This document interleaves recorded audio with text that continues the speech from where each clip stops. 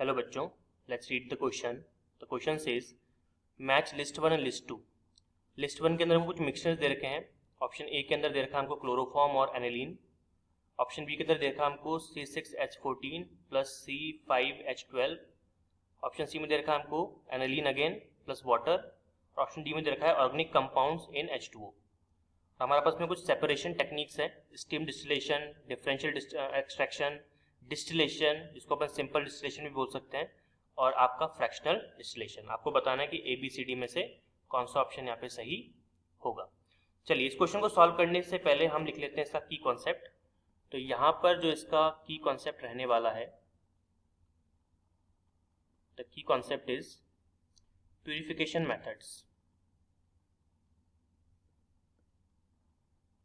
Purification methods of organic compounds। ठीक है, चलिए, तो यहाँ पे हमारे पास में कुछ सेपरेशन की यानी कि प्यूरिफिकेशन के मेथड्स है, steam distillation, differential extraction, distillation, fractional distillation. तो इनके बारे में थोड़ा सा हम देख लेते हैं, उसके बाद में इस क्वेश्चन की तरफ हम आएंगे। सबसे पहले अपन बात कर लेते हैं, सबसे सिंपलेस्ट जो होता है दैट इज आपका डिस्टिलेशन। इसको अपन कहते हैं simple distillation. Simple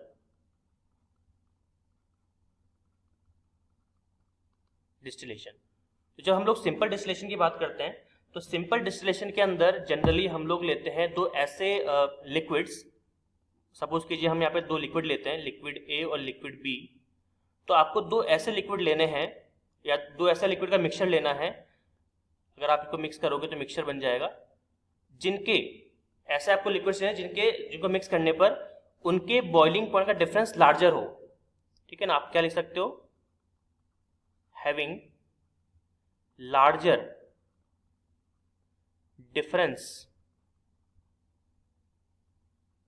difference of their boiling points. Right, मतलब आपने एक मिक्सचर बनाया लिक्विड ए लिक्विड बी को लेकर, और अगर उनके बॉइलिंग पॉइंट का डिफरेंस ज्यादा बड़ा नहीं है तो आप सिंपल डिस्टिलेशन नहीं कर पाओगे।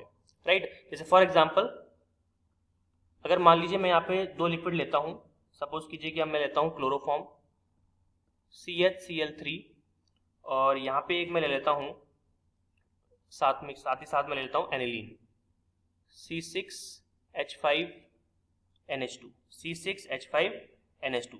तो जब भी मैं सिंपल डिस्टिलेशन की बात करूंगा तो क्लोरोफॉर्म का जो जनरली बॉइलिंग पॉइंट होता है, इसका अगर बॉइलिंग पॉइंट हम देखें, इसको इरेज कर देते हैं, तो इसका अगर हम बॉइलिंग पॉइंट देखते हैं, जस्ट अ मिनट, जी हाँ, इसका जो आपका बॉइलिंग पॉइंट होगा वो होगा अप्रोक्सीमेटली ये होता है आपका 334 केल्विन। उसी तरफ अगर मैं एनिलीन का बॉइलिंग पॉइंट देखूं, अगर मैं इसका बॉइलिंग पॉइंट देखूं तो इसका अप्रोक्सीमेट होता है 457 केल्विन। राइट, तो यहाँ पे अगर आप देखोगे तो इसका 457 केल्विन है एनिलीन का, इसका 334 है, तो दोनों का जो बॉइलिंग पॉइंट का डिफरेंस है काफी ज्यादा बड़ा है। तो ऐसे अगर आपके पास में लिक्विड्स हैं, वोलेटाइल लिक्विड्स अगर आपके पास में है जिनको आपने मिक्स किया है, तो इनका केवल क्या किया जा सकता है, सिंपल डिस्टिलेशन किया जा सकता है। इनको आप इजीली सेपरेट कर सकते हो। राइट, चलिए आगे बढ़ते हैं। नेक्स्ट हमारे पास में जो है दैट इज फ्रैक्शनल डिस्टिलेशन। तो अगर हम फ्रैक्शनल डिस्टिलेशन की बात करें, फ्रैक्शनल डिस्टिलेशन,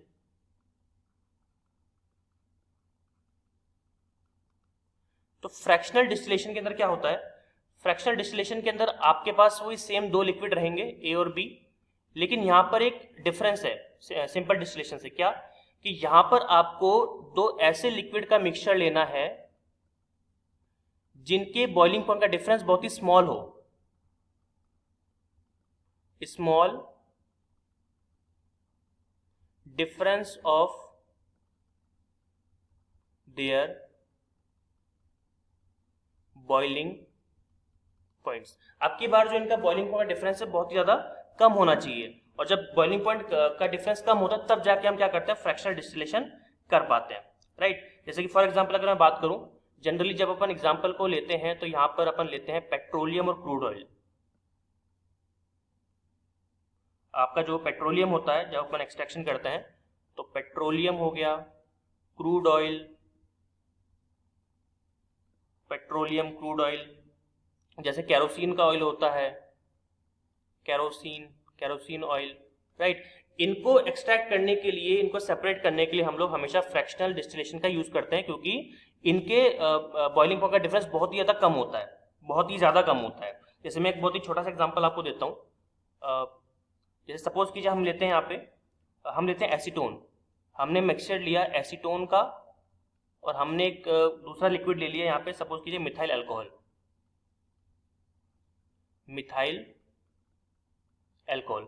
अब इसका अगर मिक्सचर होगा तो इसको सेपरेट करना बहुत भारी पड़ जाएगा, बहुत भारी काम हो जाएगा। क्यों, ऐसा क्यों है? क्योंकि एसीटोन का जो बॉइलिंग पॉइंट होता है, एसीटोन का जो बॉइलिंग पॉइंट आपको होता है दैट इज 330 केल्विन, राइट। लेकिन मिथाइल अल्कोहल का जो बॉइलिंग पॉइंट होगा, मिथाइल अल्कोहल का, इट शुड बी 338 केल्विन। तो आप देख सकते हैं कितना माइन्यूट सा डिफरेंस है, बस 8 केल्विन का, राइट। तो ऐसे अगर दो लिक्विड आपके पास में, उनका मिक्सचर आपके पास में है, तो उनको सेपरेट करने के लिए आपको फ्रैक्शनल डिस्टिलेशन मेथड का यूज करना पड़ेगा, ठीक है। एक और एग्जांपल अपन देख लेते हैं। जैसे यहाँ पे आप ले सकते हो C6H14, C6H14 इसको हम कहते हैं हेक्सेन, और दूसरा अपन ले लेते हैं इसके अंदर C5H12, राइट। तो ये भी एक एग्जांपल हो सकता है, इनके भी बॉइलिंग पॉइंट का डिफरेंस बहुत ज्यादा कम होता है, तो इसको भी आप किससे करोगे, इसको भी आप फ्रैक्शनल डिस्टिलेशन से सेपरेट कर पाओगे इजीली, राइट। चलिए आगे बढ़ते हैं। अगला कौन सा है इसके अंदर आपका, अगला इसके अंदर आप स्टीम डिस्टिलेशन। तो देखिए जब भी हम स्टीम डिस्टिलेशन की बात करेंगे, स्टीम डिस्टिलेशन की,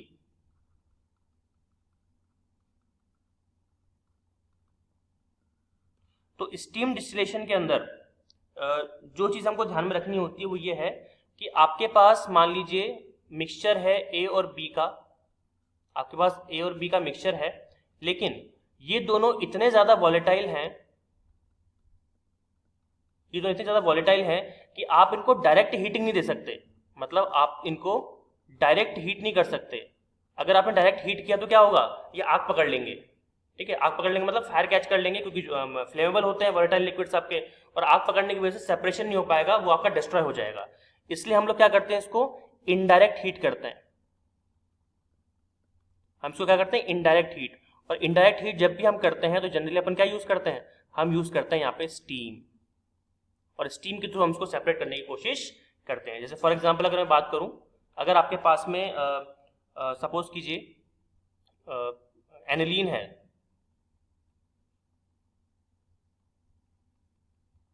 और एनिलीन को आपने वाटर में डिसॉल्व कर रखा है, राइट, तो आप इजीली सेपरेट कर पाओगे। क्योंकि जो आपका एनिलीन होता है वो कैसा होता है, वॉलेटाइल होता है, it is a volatile liquid, और H2O जो होता है वो इससे थोड़ा कम वॉलेटाइल है, ठीक है ना। इसके अलावा जैसे दूसरा एग्जांपल अपन लेते हैं क्लोरोबेंजीन, एक आप इसमें ले सकते हो क्लोरोबेंजीन,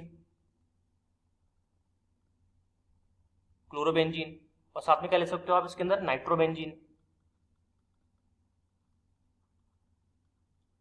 नाइट्रोबेंजीन। तो ऐसे कुछ एग्जांपल इसके अंदर हो सकते हैं। चलिए लास्ट अपन देख लेते हैं इसके अंदर कौन सा है, डिफरेंशियल एक्सट्रैक्शन, ठीक है। डिफरेंशियल एक्सट्रैक्शन अपन देखते हैं।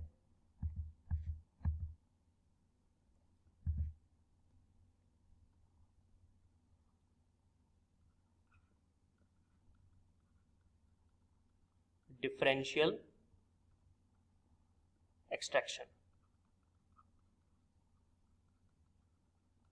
इस मेथड के अंदर अगर आपको किसी लिक्विड को, किसी भी मिक्सचर को अगर सेपरेट करना है तो जनरली अपन कौन से मिक्सचर लेते हैं, ऐसे मिक्सचर जिनके अंदर एक कोई भी एक ऑर्गेनिक कंपाउंड हो,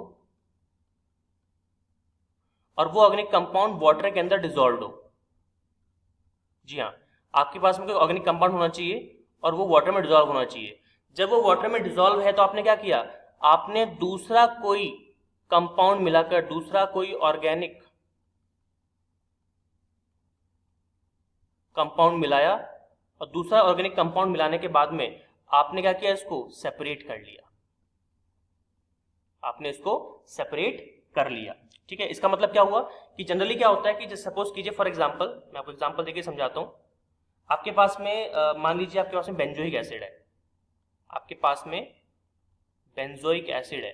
अब बेंजोइक एसिड को आपने वाटर में डिजोल्व कर रखा है, और जैसे भी एक बीकर है, बीकर के अंदर बेंजोइक एसिड आपने डाल दिया और साथ में आपने वाटर डाल दिया, तो दोनों आराम से ऑब्वियस बात है डिजोल्व हो गए। लेकिन अब आपको सेपरेट करना है। सेपरेट करने के लिए आपने क्या किया, आपने ऊपर से क्या डाल दिया, इसके अंदर बेंजीन डाल दिया। आपने ऊपर से क्या डाल दिया, बेंजीन डाल दिया।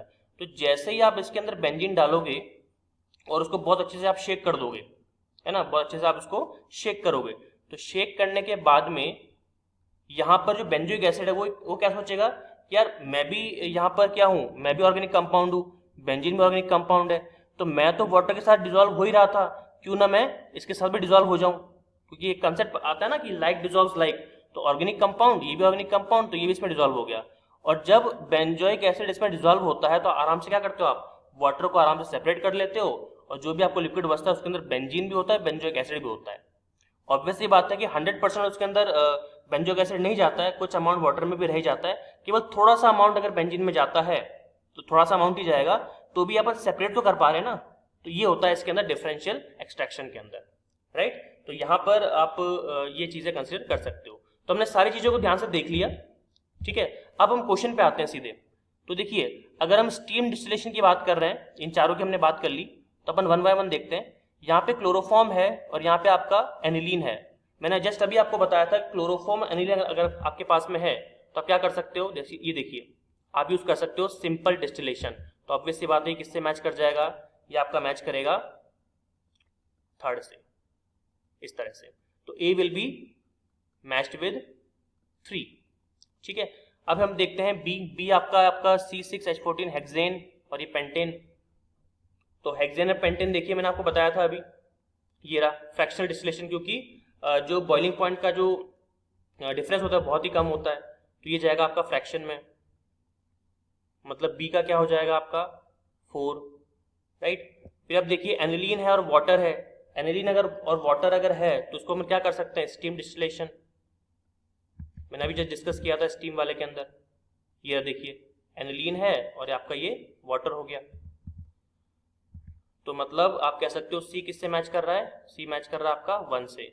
और ऑर्गेनिक कंपाउंड इन वाटर जैसे हमने अभी डिस्कस किया था, तो क्या बोलते हैं हम लोग, डिफरेंशियल एक्सट्रैक्शन, राइट। तो ये हो जाएगा आपका डी का 2, तो डी का हो जाएगा आपका 2। देखिए कौन सा ऑप्शन के साथ मैच कर रहा है, ए का 3, बी का 4, सी का 1, डी का 2। Option B will be your right answer. So the final answer is option B. Hope you understood it well. All the very best.